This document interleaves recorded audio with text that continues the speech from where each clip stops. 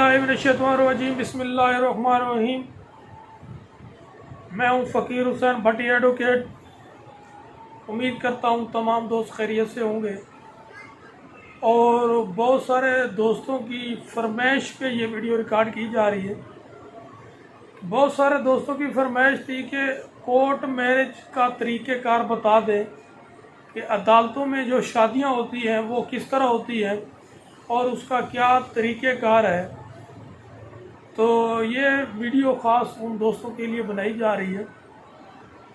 तो court marriage और जो आम रूटीन में जो माशरे में शादियाँ होती हैं उनमें फ़र्क क्या है, ये पहले आपको पता होना चाहिए।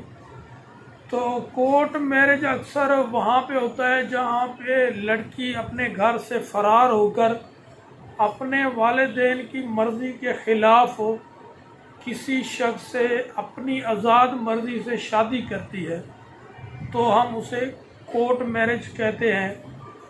तो कोर्ट मैरिज का लफ्ज़ क्योंकि होता ये भी मैरिज है तो ये कोर्ट मैरिज इसलिए कहा जाता है क्योंकि ये अक्सर औक़ात अदालतों में ही शादी होती है और जो उसमें लड़की है वो उसके बयान भी कलमबंद किए जाते हैं।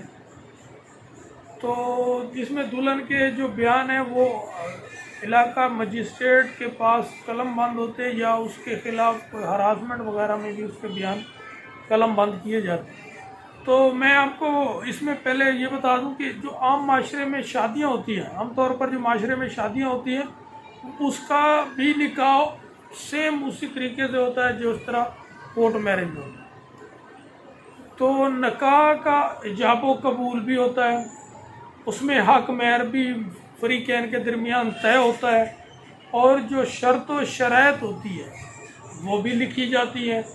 तो ये दोनों फ़रीक़ैन की रज़ामंदी से तहरीर की जाती है। तो निकाह का तरीक़ेकार यही है कि कोर्ट में जो निकाह होता है उसके बाद उसके इस्तग़ासे के बयान हो जाते हैं। जो लड़की अपने घर से फ़रार होके आई है तो उसके जो बयान होते हैं इस्तग़ासे में कलमबंद किए जाते हैं। तो वो क्यों किए जाते हैं, अक्सर उसकी ज़रूरत क्यों लाक होती है। तो इस पे जो लड़की अपने घर से फ़रार हुई तो उसके बयानात इसलिए कलमबंद किए जाते हैं कि उसके साथ कोई ज़बरदस्ती नहीं हो रही, उसके साथ कोई ज़बरदस्ती निकाह नहीं कर रहा बल्कि वो अपने आज़ाद मर्ज़ी से कर रही है।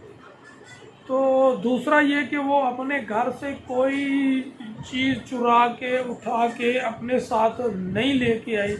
मिसाल के तौर पर जब लड़कियां अपने घर से फ़रार होती हैं तो किसी के साथ शादी कर लेती हैं तो उसके जो वालिदैन हैं वो मुकदमा दर्ज करवा देते हैं कि लड़की जाते हुए इतने तोले जेवर ले गई, घर से पैसे उठा के ले गई।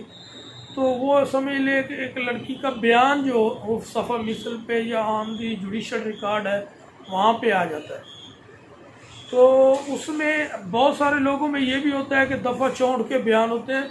तो दफ़ा 64 के बयान नहीं होते, वो अक्सर औक़ात जो बयान करवाए जाते हैं वो इस्तग़ासे में ही बयान करवाए जाते हैं। इस्तग़ासे में सरसरी शहादत के बयान ही करवाए जाते हैं।